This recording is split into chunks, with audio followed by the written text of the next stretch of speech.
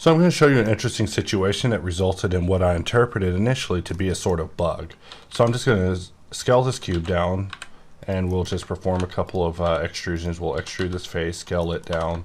We'll grab this edge and bevel it just to round it out, and then we'll just sharpen it, but we'll skip the sharpening. In fact, we'll just go and just click on auto smooth and 30, and that'll do the job. So the next thing is I'm going to shift A, insert a cylinder, and if you're following along closely, you might have noticed that I made a mistake at a previous point, but we're going to pretend that that mistake didn't happen. So the next thing is I'm going to scale this cylinder, and of course when I try to bevel it, the bevel is going to be oblong, and that's because I need to apply the scale on the cylinder in order to perform a proper bevel on it. So now that I've beveled this, we can now take these two pieces and union them together.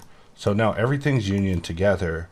However, the mesh looks absolutely terrible. So I'm going to go into Everscroll, and of course I'm going to put a loop here and here just to kind of alleviate this transitional area. And we still have this shape looking absolutely terrible. And visually you would think, hey, there's nothing wrong with this because I have went through all the work of ensuring that the bevels in there are right. If the thing was scaled incorrectly, the bevel wouldn't look right. On this part, it's like a kind of an optical illusion. I hope I'm explaining this correct. But we'll just press Shift D, and I'm just going to press Control A, Visual Geometry to Mesh. This version is still non-destructive, but this version has everything applied. And so if we were to press Q and Sharpen, we see that now Sharpen will display a warning letting you know that scale has been unapplied.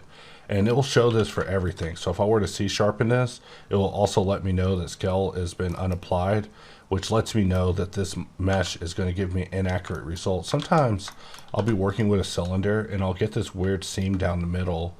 Whenever I'm sharpening, I don't know why it happens. And it turns out it's because of the scale. So even if I go in and I unmark this, this was like a conundrum that we talked about internally for quite a few hours before I finally realized that the problem was due to me being a nitwit.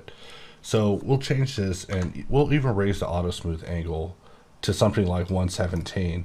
And so now we're able to get this to shade right, but really this is a ridiculous amount of modification to have to do just because our scale wasn't applied.